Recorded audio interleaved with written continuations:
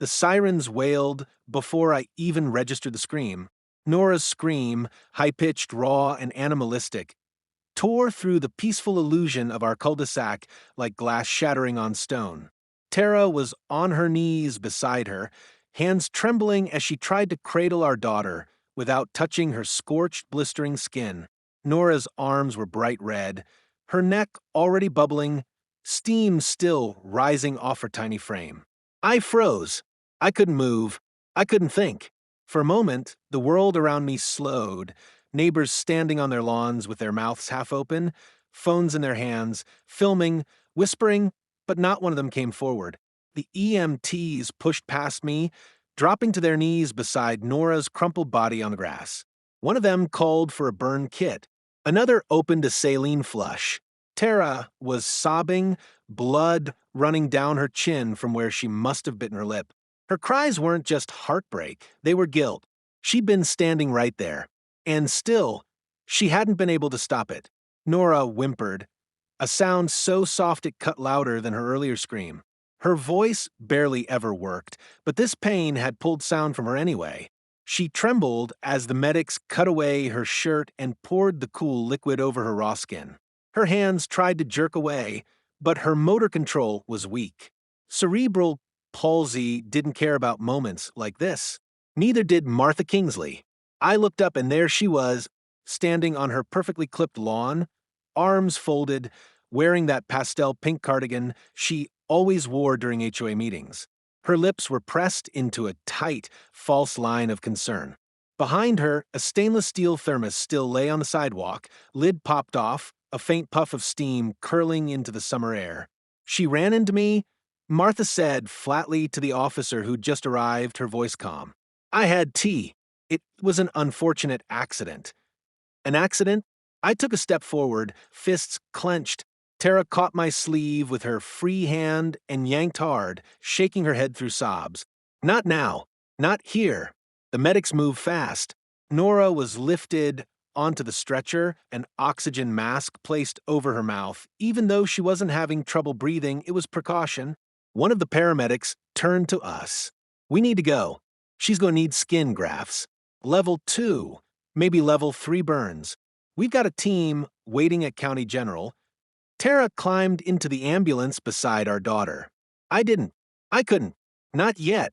I stood there, feet rooted in place as red and blue lights painted the street in guilt and shame. My neighbors were still watching. Phones still recording. No one said a damn word. I finally turned toward Martha. Her expression hadn't changed. She's a danger to herself, she said, nodding toward the now-departed ambulance. I warned you people. She's always unattended, she knocks things over. I told the board this would happen. It's a liability. You poured boiling water on an 8-year-old child. I said, my voice low, trembling, but not from fear. Her smile, that damn smile, returned. I told her move. She didn't listen. She can't talk. Martha shrugged, her eyes narrow. Then maybe she shouldn't be playing near other people's property. You should have taught her that. My fingers twitched at my sides. I thought about all the time she'd fined us for having a medical ramp visible from the sidewalk. About the time she'd threatened to report us for excessive noise because Norah's oxygen machine hummed too loudly through the night. About the morning we found handicapped isn't helpless, but it is ugly spray painted across our garage, and how no one saw anything. And now this. I said nothing more. I didn't yell. I didn't argue. I just stared at her, watching her revel in the false calm she'd wrapped around herself like a veil. She had no idea. She had no idea who I really was. 5 minutes earlier, Tara had just stepped inside for a phone call. Norah was sitting under the maple tree in our front yard, her safe spot. She liked the dappled light, the smell of the grass. She had her sensory toy in one hand and was humming softly, not a tune, just a sound she made when she was content. That's when Martha appeared. I've told you people to keep her off that side of the lawn, she snapped, standing at the edge of her driveway, a silver thermos in one hand. She already trampled my petunias last week. Norah didn't even look up. Martha's voice got louder. She can hear me. I know she can. She's not as disabled as you pretend, just disobedient. I stepped outside, hearing the words, but I wasn't fast enough. Martha stormed down her driveway, raised the thermos high, and with a flick of her wrist, dumped the boiling liquid straight across Nora's shoulder and chest. Nora screamed, clutching her toy before dropping it into the grass. Her body curled and twisted as steam rose into the air. Martha took a step back, watching like she was surprised Norah had even reacted. That was when Tara came running. And then me. But by then it was already too late. Now, standing in front of my house, I took a breath that scraped against the fire building in my lungs. The neighbors went back inside. Curtains twitched, doors clicked shut. The neighborhood had already decided whose side it was on. I looked down at the empty sidewalk, at the thermos, at the perfectly aligned row of roses Martha had accused Norah of destroying. Not one petal out of place. The officer spoke again. "Sir, we'll need a statement at the hospital later. For now, we've got her side, and, well, without footage, there's not much we can—" I held up a hand to cut him off. "Don't worry," I said quietly. "You'll get all the footage you need." He looked puzzled, but I turned away before he could ask more. Because I wasn't just Nora's father. I was the former state governor of Virginia, and even if I had stepped out of the spotlight years ago for my daughter's health, I never gave up my power. And now it was going to be Martha Kingsley's turn to scream. 6 months earlier, the Whitaker family had arrived in Maple Brook Estates with fragile hope. After 2 years of hospitals, therapy, and the endless weight of worry, Joel and Tara had chosen the gated community in search of peace. It was marketed as serene, secure, and neighborly, a picturesque slice of suburban tranquility. The kind of place where people waved at each other, trimmed their hedges on Sundays, and left casseroles on porches when a baby was born. They believed it would be the quiet that Norah needed. But peace, it turned out, was a facade, and behind the manicured lawns and uniform fences lurked something colder than chaos, control. From their very first day, something fell off. It was subtle at first, an unnatural stillness, like the neighborhood was rehearsing for a performance. Every mailbox was the same shade of navy blue. No toys littered the driveways. Not a single bicycle leaned against a garage door. Even the flowers seemed arranged by committee. That illusion of order cracked almost immediately when they met the woman behind it. Martha Kingsley, president of the Maple Brook HOA for the last 9 years, introduced herself within 24 hours of the moving truck's departure. She didn't knock. She waited until Joel was unloading Nora's wheelchair ramp from the side of the garage and marched across the driveway with a clipboard in hand and a lemon slice smile stretched across her face. She commented on the brightness of the ramp. "Industrial gray," she said with a wrinkle of her nose. "It clashes terribly with the neutral tones we require in the front of homes. I'll have to check with the board, but that will likely need to be painted to match the siding. HOA guidelines, you understand." Joel thanked her, politely but coolly, and continued unloading. He didn't look her in the eye again. Tara, overhearing the conversation from the porch, instinctively stepped between Martha and Norah, who sat quietly in her chair with her plush turtle in her lap. Norah rarely made eye contact with strangers, and her limbs twitched slightly from time to time, a result of her condition. She didn't speak, but her silence was full of knowing. Her wide eyes, sharp and solemn, locked briefly on Martha's polished loafers. That initial exchange marked the beginning of a slow, methodical descent. Within days, they received their first notice of noncompliance. The ramp was non-permitted, the placement of Norah's medical breathing monitor near the front window was aesthetic pollution, and the blue emergency parking placard hanging from Joel's mirror was permanently prohibited unless formally approved through the community vehicle registry. It was paperwork disguised as poison. Joel tried to engage. He sent polite emails, requested clarification, and even offered to meet with the HOA board. He never received a reply. Instead, a second letter arrived, this time with a fine. It was only $50, but the principle stung. It came stapled to a printed-out photo of their driveway. Someone was watching. Someone had taken the time to snap that photo, print it, and send it, anonymously, of course. Enter Linda Rowan, HOA treasurer and Martha's right-hand enforcer. Linda was a tall woman with tight, pursed features and the uncanny ability to appear exactly where she wasn't welcome. She began showing up more frequently near the Whitaker home, always walking the dog she didn't seem to like, always passing slowly enough to peek through windows or glance pointedly at anything out of alignment. The morning Joel left a small wind chime on the front porch, a gift for Norah, it was gone within hours. A few days later, a notice came in the mail: no unauthorized audio-generating items on porches. Tara started keeping a journal. Every infraction, every confrontation, every shadow. She didn't call it paranoia. Not yet. But she could feel it growing, that sense of being boxed in. It wasn't just the letters. It was the way the neighbors smiled too briefly. How their greetings sounded rehearsed. The way they suddenly stopped inviting her to the weekly garden meetups after they learned about Nora's feeding tube. "We just want to make sure everyone's comfortable," one woman said with a wince. "You understand." Norah, for her part, felt it too.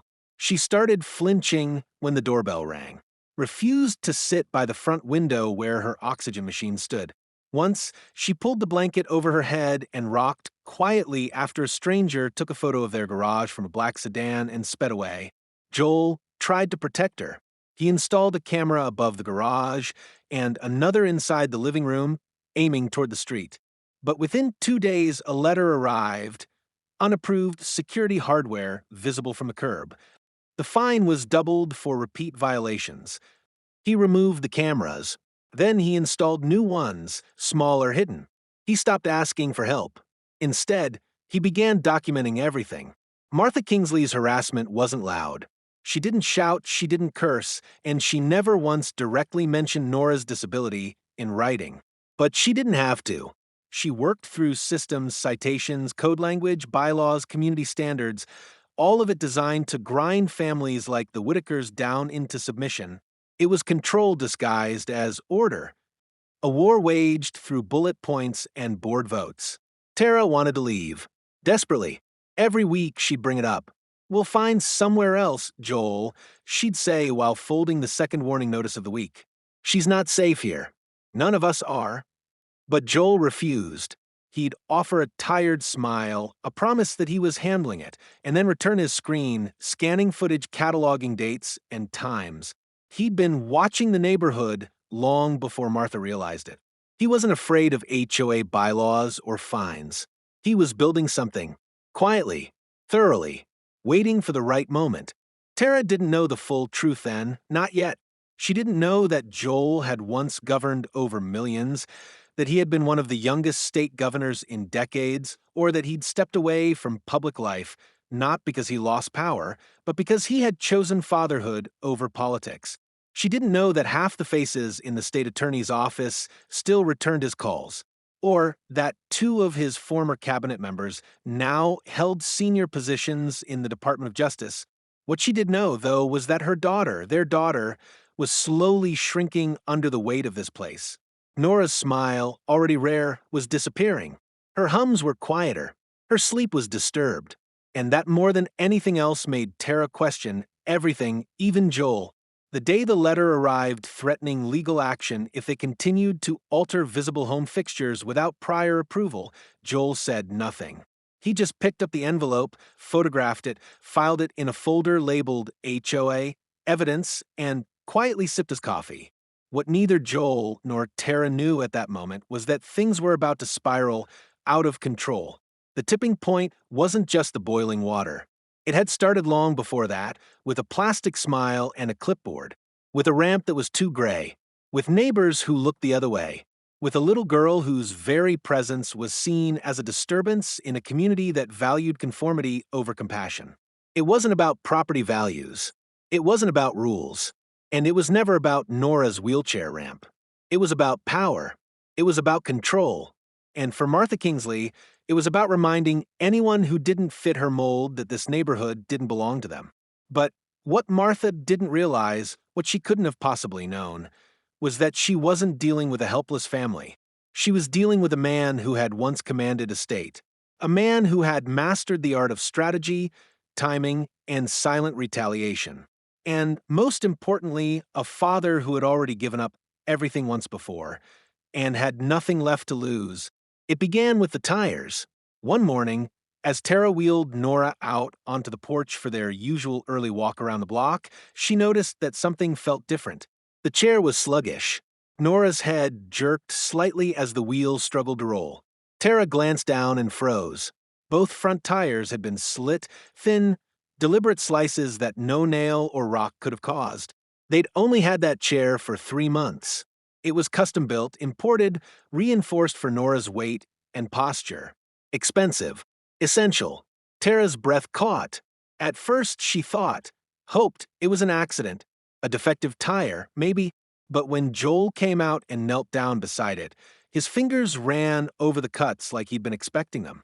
He didn't say much, just looked at her, then at Norah, then toward the street. The HOA's response was predictably disinterested. When Joel sent in a formal complaint about the damage, the reply came from Linda Rowan, not Martha. "We regret to hear about your unfortunate experience." It read, "Please be advised that HOA is not responsible for random acts of vandalism and recommends additional personal security measures if you feel unsafe." The word random leapt out like a slap. Joel stared at the email for a long time before closing his laptop. But it didn't stop there. A few days later, Tara found a folded note tucked into the side pocket of Norah's stroller. She had taken it out for their usual morning walk, a loop around the cul-de-sac and back through the common greenway. She'd only stopped once to check Norah's breathing tube. When she returned home, she noticed the white scrap of paper. No envelope, just plain lined notebook paper, folded twice. She opened it with a tremble in her fingers. Normal kids don't need machines to live. Maybe you should have let nature take its course. Tara didn't scream. She didn't cry. She just sat on the porch step, her chest tightening until she thought she might suffocate. She didn't tell Joel until later that night. And when she did, he went very quiet. He took the note, photographed it, then sealed it in a Ziploc bag and filed it in a drawer in the garage. Then he started buying cameras. The ones he installed were small, discreet, and powerful. They ran off a private power source. No Wi-Fi, local storage only. It wasn't just about catching someone in the act, it was about watching everything. Every pattern, every detail. Joel positioned them at odd angles. One facing the front porch, one angled toward the community sidewalk, and another inside the living room, catching the front window and driveway through its reflection. It didn't take long for the HOA to notice. 2 days later, another letter arrived, this time hand-delivered.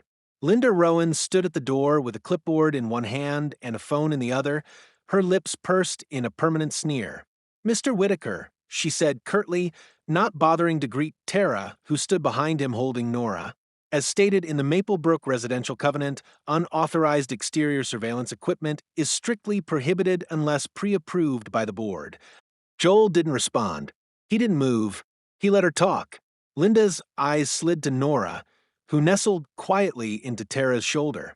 "And frankly," she added, her voice tightening, "many neighbors have expressed concern that your child's medical equipment is disrupting the aesthetic integrity of a neighborhood. Breathing machines, tubing, and industrial-looking gear, it's all quite upsetting to families with young children. This isn't a hospital zone." Tara flinched. Joel's knuckles went white around the doorframe. "You should be ashamed," Linda continued, her voice dipped in honeyed cruelty, "parading that child around like a victim. It's not appropriate for our community's standards." Joel's tone was calm when he finally replied, "You're done speaking?" She blinked, surprised by the firmness. "Excuse me? You came to deliver a message. You've done that. Now, get off my property." He shut the door. Inside, Tara broke down. Joel held her, his voice steady, telling her over and over, "I've got it under control. Let them think they're winning." But that night, Joel stayed up into the early hours, cross-referencing camera timestamps, filing screenshots, updating logs. Each folder had a label. Each clip had a title. He wasn't just gathering evidence, he was preparing for war. Silently, strategically. And then came the final insult, when Joel brought the stroller note and slash tire photos to the local precinct. Hoping to file a report, they assigned him to Lieutenant Drew Keller, a thin, pale man with a badge that hung too loose on his chest and a face that looked permanently skeptical. He took one look at the file and pushed it back across the desk. "This is an HOA issue," Keller said. Joel narrowed his eyes. "My daughter was targeted. Her medical chair was sabotaged. We've received threatening messages. This isn't just neighbors being difficult." Keller shrugged. "I'm not saying it's okay.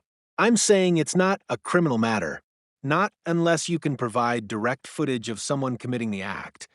And even then, the DA's unlikely to pursue unless there's clear intent to cause harm. So, slashing a wheelchair doesn't count? Could have been teenagers. Could have been anything. You live in a private HOA. It's best handled through your board." Joel's jaw flexed, but he said nothing more. He collected the folder, stood, and walked out. But as he reached the door, Keller added, "Just saying, you chose to live there." The words echoed like a slap. In the parking lot, Joel sat in his car for 20 full minutes, staring at the dashboard. His hands didn't shake. His breath didn't quicken. Instead, something colder settled in his chest, not rage, not helplessness, clarity. They didn't care. No one did.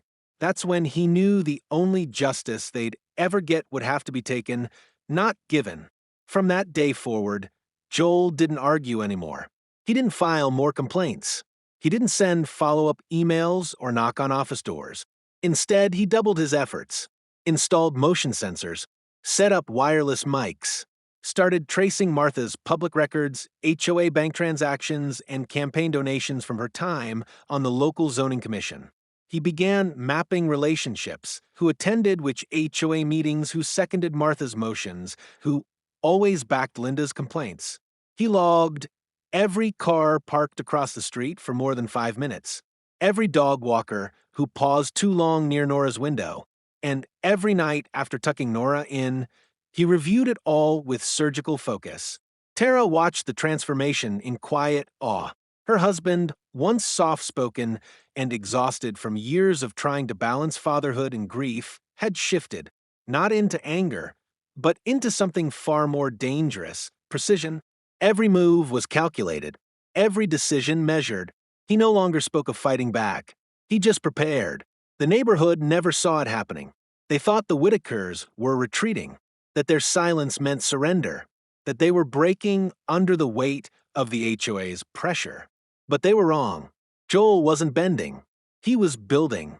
And when the moment came, he'd make sure they remembered exactly who they'd tried to silence. The morning was deceptively calm. For the first time in weeks, the sun hung gently above Maplebrook's tree line, casting long, lazy shadows across the manicured lawns. Tara sat on the porch swing, her gaze following the soft roll of Nora's wheelchair as she played with the wind chimes Joel had strung from the dogwood tree. The tiny silver tubes clinked gently each time Nora's gloved fingers brushed them, her face lit with a kind of peace that had been missing for far too long. Tara knew it wouldn't last, but for those few golden minutes, she let herself believe it might. Norah was humming, off-key and soft, a melody only a mother would recognize. Her left hand, the one that still held some coordination, dragged a ribbon across her lap, catching light like silk in motion. Tara smiled. For a child who needed machines to breathe and constant medication to keep her muscles from betraying her, these moments of play were everything. And then came the voice. Morning. The word cracked like a gunshot. Tara's head jerked up. Martha Kingsley stood just past the white picket line that separated their yard from the common walkway. Her arms were crossed, her face, as always, a pinched mess of contempt. But this time, she wasn't alone. She held a single dead rose in her hand. Wilted, brown at the edges, its stem snapped halfway through. "Look what your little science project did to my flower bed," Martha said, holding up the ruined rose like it was bloody evidence in a courtroom. "That sprinkler you installed leaked straight through the soil and into my marigolds. Killed half my row." Tara's stomach dropped. There was no sprinkler. Joel had merely rerouted a runoff pipe after Nora's last hospital visit, when they'd needed quick water access for her emergency rinse tank. It was within their property lines. She'd made sure of it. "Martha, please, oh no. No more please," the woman snapped. "You people think you can turn this entire neighborhood into some sob-story shrine for your crippled daughter. Don't you dare," Tara hissed, rising to her feet, body trembling. "Do not talk about her like that." Norah flinched at the sound. She turned toward her mother, eyes wide with confusion. Her chair inched forward slightly, stopping just shy of the tree. Martha's eyes were flaring now. "You let her roll around like she owns the damn street, gawking at everyone, beeping and buzzing like a hospital ward. You think that's normal? It's not. This neighborhood has standards. She's a child." Tara cried. "She is a little girl, trying to live. You heartless monster. Oh, save it." Martha spat. "We're all tired of your whining and your pity parties. You're not victims. You're leeches." Tara moved quickly, stepping between Norah and the path, arms out in a defensive shield. "If you come any closer—" But Martha was already walking off, still muttering. "You people don't listen. You think this is all about you." She crossed the lawn, diagonally, toward her house. Her voice echoed behind her like bile on the wind. "I'll show you what happens to parasites." Tara stood frozen. Norah whimpered softly behind her.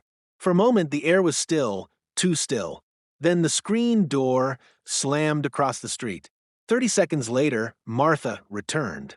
She was holding a thermos. Tara's first instinct was disbelief. The second was dread. Something in Martha's expression had shifted. Not just anger anymore, but something colder. Calculated. "Martha," Tara warned, stepping forward. "Don't. Put that down. You don't want to do this." But Martha didn't stop. She stepped right up to the white fence. Her hand raised the thermos. It happened too fast. A flash of motion. A scream. Steam. The sound Norah made wasn't a cry. It was a shriek that split the air like a lightning bolt. The boiling water had hit her left shoulder, curling down her neck, steam spiraling up as her skin blistered. Instantly, Tara screamed, lunging to pull her daughter from the path of the second wave, but she was too late. Norah's head snapped back in agony. Her body seized, arms stiffening, lips quivering. The thin feeding tube at her collar yanked sideways and split. Liquid spilled down her chest. Tara fell to her knees, screaming incoherently. "Norah! Norah, baby, no!" Joel came running. He had been in the garage, reviewing footage on the backup server when the screams reached him. He bolted across the yard barefoot, eyes locked on the plume of steam still rising from his daughter's wheelchair. His heart felt like it might tear open. He'd never moved so fast in his life.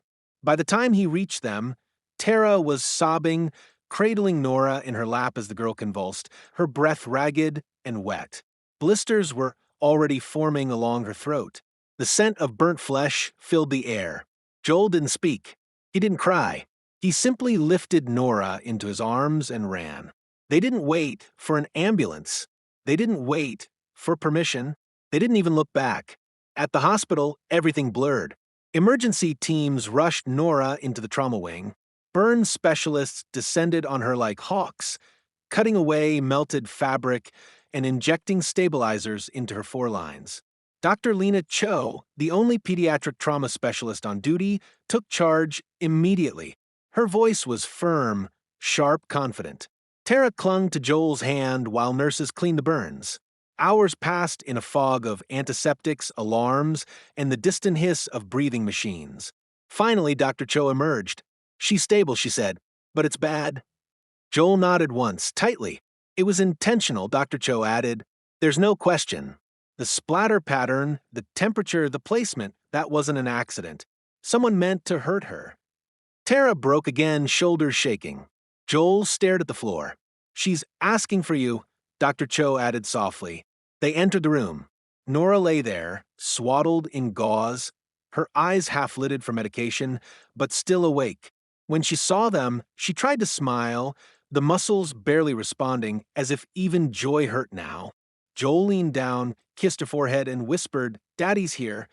Tara stood behind them, trembling with something deeper than fear or grief.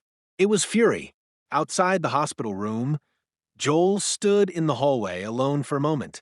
He looked down the sterile corridor, past the vending machines and nurses' station. Somewhere, in some police report, this would be called an assault, maybe even a hate crime. But none of that mattered, because Joel wasn't waiting for justice. Not anymore. He knew what Martha had done. He knew why. She thought he would beg. She thought he would cry. She thought he'd crawl to the HOA or the police or the board.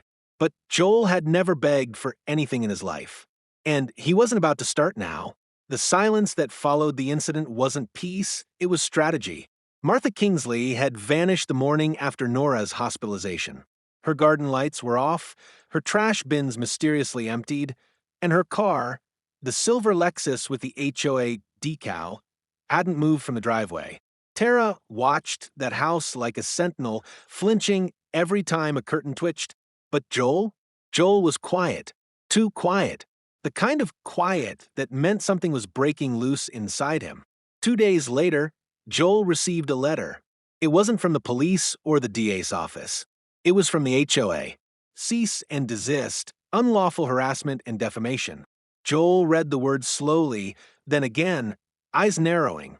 The HOA, the same board whose president had poured boiling water onto his disabled daughter, was now accusing him of harassment. It claimed he'd been stalking Martha, threatening board members, and spreading misinformation about the incident. He slammed the letter down so hard the glass on the coffee table cracked. Tara picked it up with trembling hands, reading the lines aloud. Due to increasing aggression from resident Joel Carter, the board has decided to implement a no-contact policy. She trailed off, voice collapsing into a whisper. They're blaming you. Joel stared into nothing. They're circling the wagons. She hasn't even been arrested, Tara said. She burned our daughter, Joel. And they're pretending it never happened. Joel stood and walked to the far wall, where Norah's latest painting was taped beside her breathing schedule. The bright crayon swirls suddenly felt like tombstones. The hospital smell still clung to his shirt. He picked up the phone and dialed the detective. Lieutenant Drew Keller answered on the third ring. Carter. She's out. She's walking free. I know, Keller said. I saw the hospital photos. Then why haven't you arrested her? There was a pause. Keller sighed. We don't have usable footage. Your security cameras were offline the day of the incident, remember? Martha claims it was an accident that she tripped while carrying hot tea. Said Norah rolled into her path. Lies. I believe you, Keller said quietly, but it's her word against yours. The HOA's already lawyering up. I can't go in without probable cause. Not on a case this politically messy. Joel felt the weight of it press into his spine. Politics. That was the game they were playing. And they were good at it. That night, Tara broke. She didn't cry loudly or scream. She simply sat on the edge of their bed, holding one of Norah's burned gloves to her chest, and whispered, We're losing everything. Joel came to her side and knelt slowly. Her eyes met his. What if they win, Joel? What if this is just how it ends? He shook his head. No, her voice cracked. I can't keep fighting ghosts.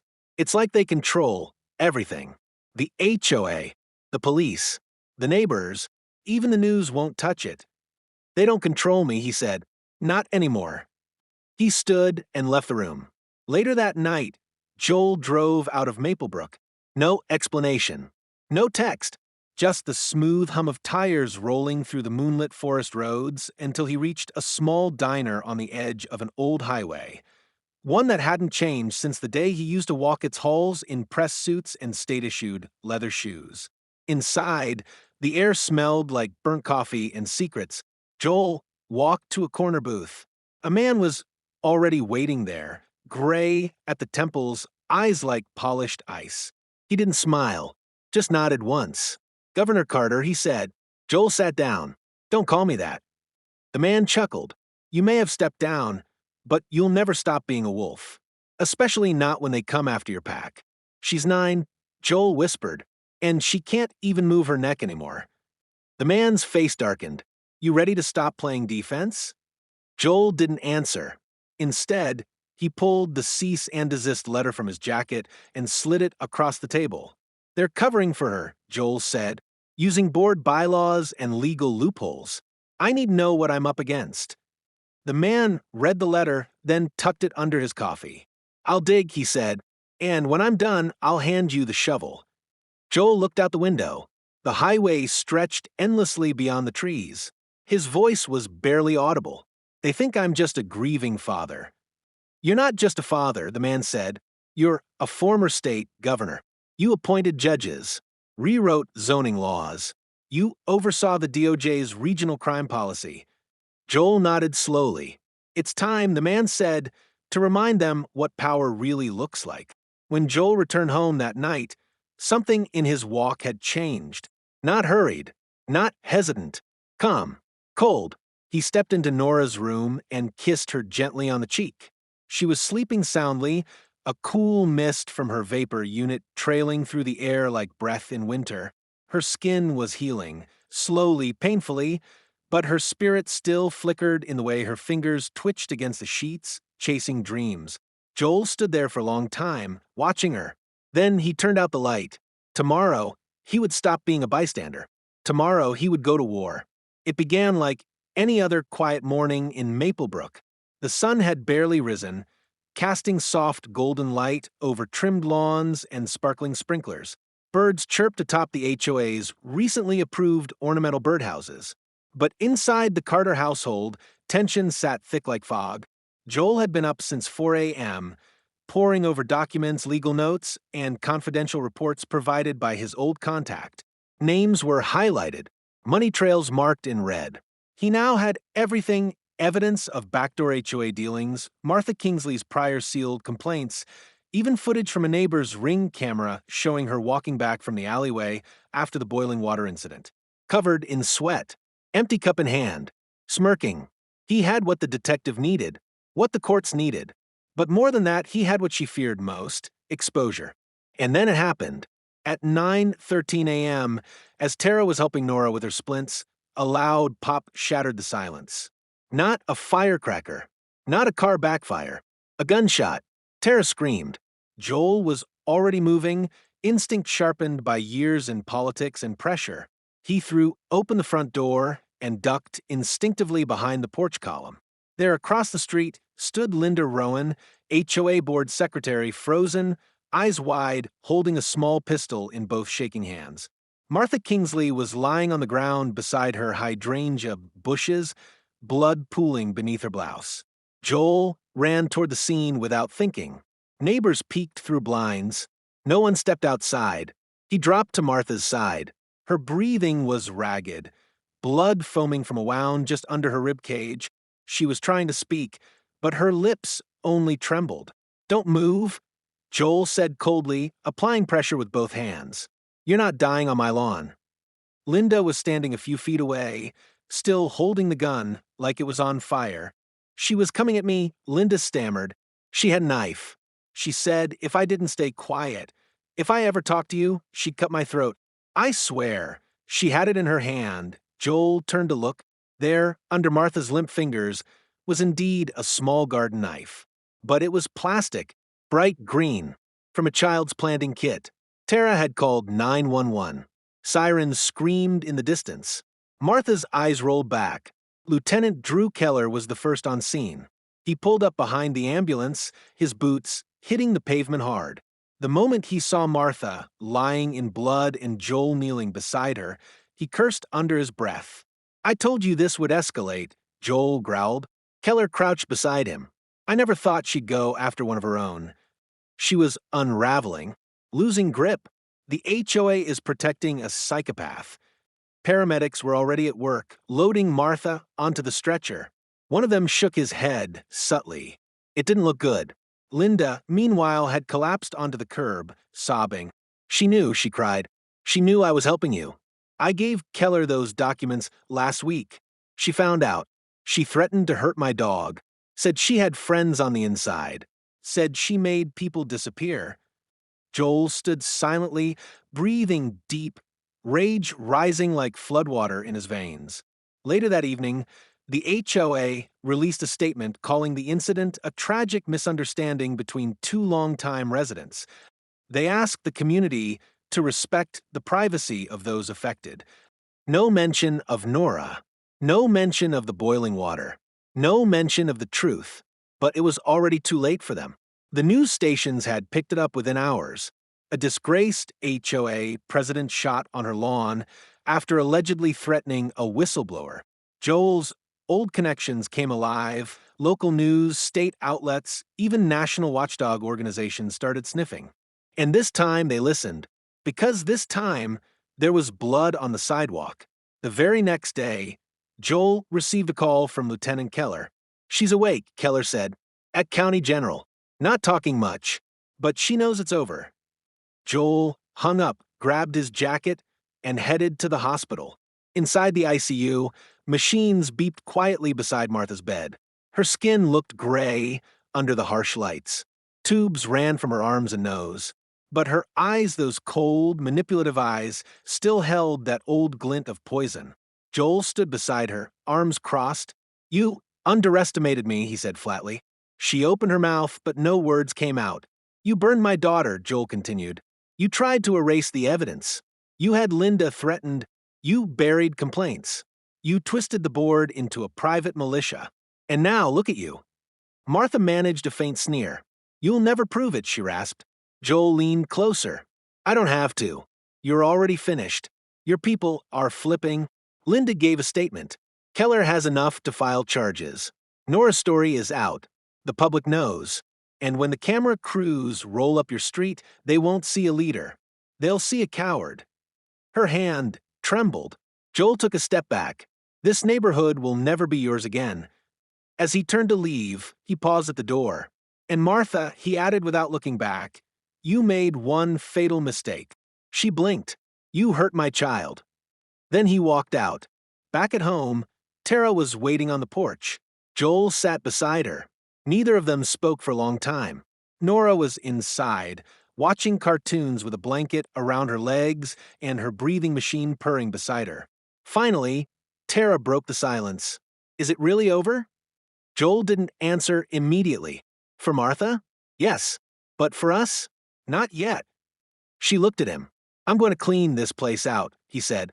"Every board member who covered for her. Every policy that let her hide. This neighborhood will change, or it will burn." And in her eyes, for the first time in weeks, Tara didn't look afraid. She looked ready. 3 weeks passed. The scar on Norah's shoulder was still raw, her movements stiff as the doctors worked her through gentle therapy. But her smile had returned. Not fully, not brightly, but enough. Enough for Tara to sleep through the night again. Enough for Joel to stop keeping a bat beside the bed. At least most nights. Martha Kingsley was officially removed as HOA president after a unanimous emergency vote by the remaining board. Her resignation came under medical necessity and pressure. Joel had made sure of it, but that wasn't the end.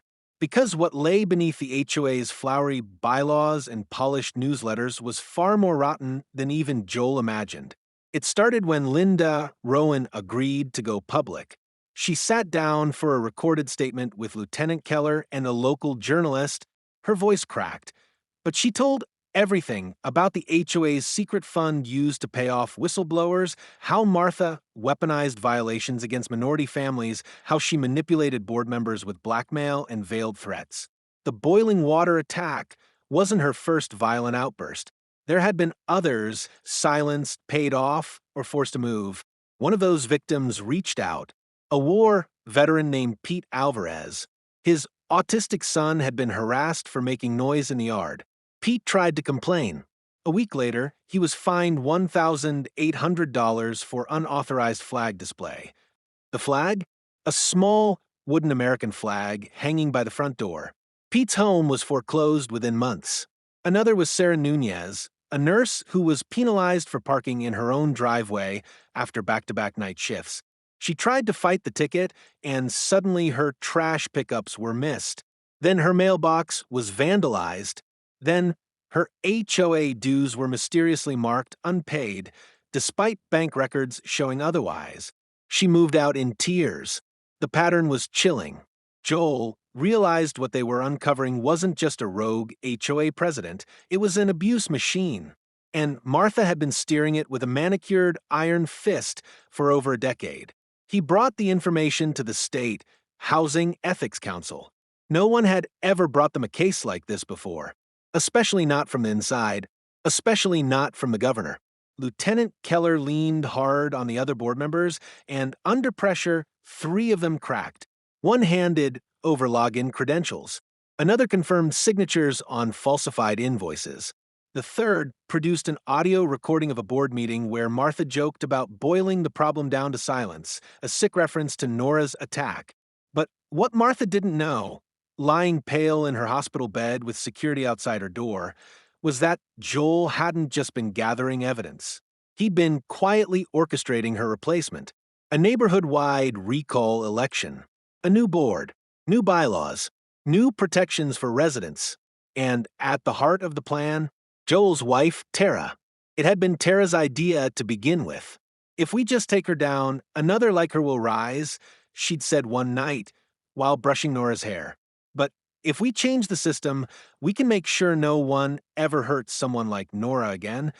The community rallied, not just because of the scandal, not just because of the headlines, but because they saw Norah, a brave, quiet child, rolling down the sidewalk in her wheelchair, her left arm bandaged, and her tiny hand holding a lemonade cup. Neighbors cried. Some apologized. Many finally spoke out. And when the votes were counted, Joel stood on the front porch with his daughter in his arms and Tara by his side as the local news anchor said, "With 92% support, the residents of Maplebrook have voted to remove the sitting HOA board and elect an entirely new leadership, with Tara Carter appointed as the new HOA president effective immediately. For the first time in the neighborhood's history, an HOA president was elected not out of fear, but out of hope." It didn't stop there. Civil suits began to flood in. Former residents returned with lawyers. Joel personally funded a restitution fund for families harmed under Martha's reign. Tara pushed through new bylaws protecting families with special needs, capping HOA fines, and creating an independent resident oversight council. Lieutenant Keller filed a report with the state attorney's office. Martha was indicted on multiple charges, including reckless endangerment, conspiracy, abuse of power, and evidence tampering. Her assets were frozen. Her home, once the shining symbol of HOA perfection, was now guarded by crime scene tape. As Martha was wheeled into court in a wheelchair of her own, she caught sight of Joel in the gallery. His arms crossed, his face blank, her lips curled into a ghost of a smirk. Joel leaned in close to Tara and whispered, "She still thinks she'll walk away." But then the judge announced, no bail, high flight risk, public safety concern. The smirk vanished. Outside the courthouse, reporters clamored. "Governor Carter, why did you hide your identity?" one shouted. "Because the only title that mattered," Joel said, "was Dad." Tara squeezed his hand. Months later, Maplebrook was different. Yard signs once used for HOA warnings were now welcoming signs for community events. Norah's lemonade stand became a permanent fixture, often staffed by other kids. There were noise complaints, of course, but they came with laughter, music, and backyard birthday parties. Life returned. One summer evening, as the sun dipped low and the cicadas hummed, Joel stood on his front lawn, watching Norah play catch with a neighbor's son. Her throws were weak. Her laughter wasn't. Tara came up behind him, resting her head on his shoulder. "We made it," she whispered. Joel nodded. But inside, he knew something deeper. They hadn't just survived. They had changed everything, not just for Norah, but for everyone who had ever been silenced, scared, or hurt by people who abused power behind rules and fences.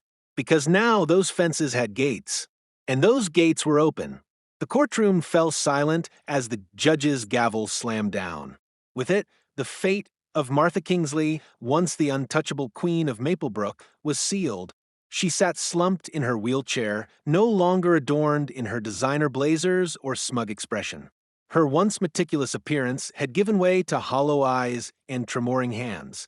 Her voice, when she stood to speak, was a far cry from the authority she used to command at every HOA meeting.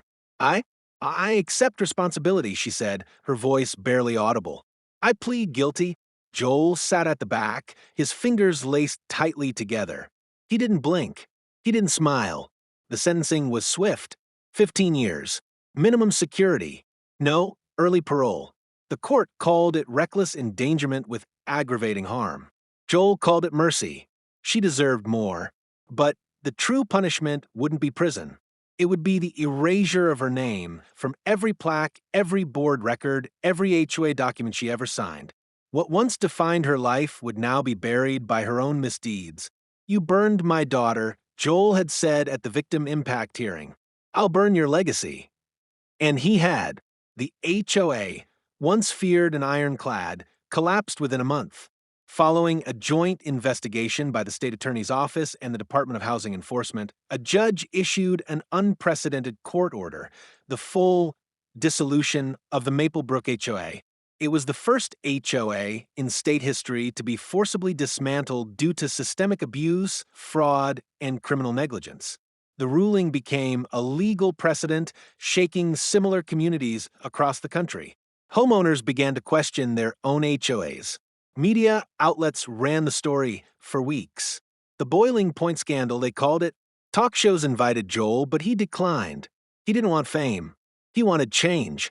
With the HOA's assets frozen and Martha's personal wealth seized as part of the settlement, Joel's legal team filed a civil suit, not for revenge, but for Norah's future. The settlement was staggering, $8.4 million. It wasn't just from Martha, but from the HOA's insurer, board members who signed off on misconduct, and the neighborhood's umbrella corporation. It was money Joel would use to ensure Norah's care, therapy, and independence for life. But there were other consequences, too. Lieutenant Drew Keller, the once gruff detective who had dismissed the initial call as just a neighbor dispute, was quietly reassigned after a formal complaint was upheld. The department never made a public statement, but Joel knew it wasn't personal. It was about accountability, the same thing they had demanded from the HOA. Some wounds would never fully heal. Norah still winced at hot steam, still clutched her arm when strangers came too close. But she was laughing again. She had made a friend, a boy named Ethan who had joined her class. They shared picture books and silly faces across their classroom desks. She even started speech therapy again, and once, during dinner, she looked Joel in the eyes and managed a whispered "Dada." He cried for 10 minutes straight. Tara, now president of the new neighborhood council, an advisory board with no power to fine or punish, began organizing inclusive events. She launched a statewide petition to regulate HOAs, gathering over 200,000 signatures. She didn't just want to reform their street, she wanted to change the system that let people like Martha thrive. Dr. Lena Cho testified at both the criminal and civil trials, free of charge. She wrote a medical impact statement so clear and heartfelt that even the judge choked up. "She is a miracle in a wheelchair," Dr. Cho had said of Norah, "and what was done to her will never define her, because her parents didn't allow it to." Joel didn't think of himself as heroic. But when the mailman handed him an envelope weeks later with the governor's official seal, not his, he opened it with trembling hands. It was a certificate, a recognition of civic bravery. He tossed it into the desk drawer. The only award he cared about came each morning when Norah rolled into the kitchen, hair a mess, cheeks puffy from sleep, and giggled as Tara kissed her forehead. That was enough. Sometimes, late at night, Joel would step onto the porch. The quiet was different now, not suffocating like before. The neighborhood wasn't perfect, but it was free. He'd see porch lights on, hear kids' laughter from backyards, smell barbecue. He'd nod to neighbors he used to fear, and they would nod back, not out of duty but respect. That was the greatest victory. Not the prison sentence, not the millions, not the laws changed or the headlines. It was the simple fact that no one would ever tell his family to stay silent again. The house felt different now. The walls, once soaked in stress and shadows, seemed to breathe. The silence, once heavy with tension, was now peaceful, filled with the soft hum of Norah's wheelchair and the laughter of morning cartoons echoing down the hall. Joel stood in the doorway of his daughter's room, watching her trace shapes on her tablet. She looked up at him and smiled, the kind of smile he hadn't seen in months, bright and unburdened. Her recovery was slow, but she was making it. The The scars on her shoulder were healing inside and out. Outside, the neighborhood was alive. Children rode bikes. Parents chatted on porches. Yard signs welcomed new families. And the fences, once symbols of separation and silence, were now decorated with chalk art and sunflowers. Maple Brook wasn't just surviving the storm, it was blooming because of it. Tara returned from a community meeting just before lunch. Her arms were full of papers, but her expression was light. She'd just finalized plans for a new neighborhood festival, one that celebrated inclusion, resilience, and families of all kinds. She handed Joel a flyer, its bold headline catching his eye, Maple Brook Together, Rebuilding What Matters. He looked up at her and smiled. This place really is different now, he said. Tara nodded. Because we chose to fight, not flee. They had both thought about leaving, especially in the darkest weeks after the attack. But leaving would have meant surrendering Norah's story to silence. Staying meant rewriting the narrative not just for her, but for every neighbor too scared to speak. Joel's decision to remain in Maple Brook wasn't about property lines anymore. It was about legacy, and that legacy was becoming clear. The case had sparked a statewide review of HOA laws. 2 months after Martha's conviction, a bipartisan housing reform bill passed, placing new limits on HOA power, requiring oversight for fines and enforcement, and creating a public grievance board for residents. Joel was invited to speak before the legislature, but declined. He recommended Tara instead. She spoke with the fire of a mother, not a politician. They almost broke us, she told the lawmakers. But what they did was reveal how fragile some families are under power that answers to no one. It shouldn't take a burned child to ignite justice. Make this right before someone else gets hurt. The bill passed unanimously. Newspapers called it the Norah Carter Act. But Joel didn't care about the headlines. He cared about what it meant for Norah's future, a world a little kinder, a little safer. On weekends, they walked together. Joel would push Norah's chair while she sang softly, pointing to squirrels and waving to passing dogs. Sometimes Ethan joined them, his tiny hand always ready to hold Norah's. Their bond was innocent, natural, healing. One Sunday afternoon, as they passed the vacant lot where Martha's house had stood, now cleared, grass beginning to grow, Norah asked softly, "Will that lady come back?" Joel paused. "No, baby," he said, crouching beside her. "She's gone. And even if she wasn't, she doesn't matter anymore." Norah nodded. "Okay." The moment was small, but it meant everything. They moved forward. Joel returned to his work quietly, not in the spotlight, but behind the scenes where he belonged. He began advising community groups, helping other families in similar situations. He donated part of the settlement to fund legal aid for disabled children and their families facing housing discrimination. He even funded a scholarship in Dr. Cho's name. But his most important job remained the same, Dad. Every night, after books and blankets and sleepy cuddles, he would whisper in Norah's ear, "You're strong and you are safe." She'd smile and whisper back, "Strong and safe." The same words he had once clung to himself. Eventually, reporters stopped calling. The headlines moved on. But in Maple Brook, people still remembered. Not the scandal, but the change, the courage, the little girl who had become the soul of the neighborhood. Years later, when the new playground was completed, the plaque at its entrance read, "In honor of Norah Carter, who reminded us that a community isn't made of fences, it's made of family." Joel stood beside it that day, Norah's hand in his. He looked out at the swings, the ramps, the laughter, and he knew this chapter of their story had ended, not with revenge, but with redemption and peace. The morning was quiet, not the kind of heavy, bitter quiet Joel had known before, but the kind that came with peace, healing, after the storms, after the scars. He parked his truck across from the old brick sign that once read, "Welcome to Maple Brook, a community of standards." Most of the lettering had been worn away, and the word standards had been scraped off entirely after the ruling. All that remained was welcome. It felt right, honest, like the neighborhood had finally dropped the act and shown its real face, one built by people, not policies. Joel stepped out, the gravel crunching beneath his boots. He walked slowly, hands in his jacket pockets, eyes tracing the path he once took home after long, defeated meetings, after warnings and threats and pain. He stopped at the spot near the entrance, just beyond the curb where the original HOA sign used to stand proud and tall, polished every week by volunteers who never smiled at him. It was gone now, torn down after the dissolution. All that was left was a patch of earth. Joel knelt there. He pulled a small metal plaque from his coat and pressed it gently into the ground. Not grand, not gold, just brushed steel with soft black etching that read, "Norah was here." No last name, no dates, no explanation, just truth. He stared at it for a long time. A soft wind blew down the street. Birds chirped from the trees lining the cul-de-sac. Somewhere, a sprinkler clicked on. A dog barked once, and a child's laughter echoed faintly in the distance. Joel stood, brushing the dirt from his jeans. He took one last look at the entrance. The place that had tried to break his family, that had punished his daughter for existing, that had underestimated the fire in a quiet man's heart. They built walls to keep people like us out, he whispered.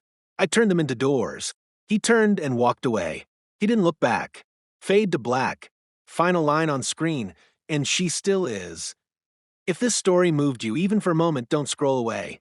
Like if you believe no child should ever suffer because of power-hungry people. Comment your thoughts. Do you think the HOA system needs more regulation? Share this story with someone who needs to hear it. Subscribe for more real-life inspired stories where justice isn't just hoped for, it's served. Because every view, every voice, every click helps stories like Norah's reach the people who need them most.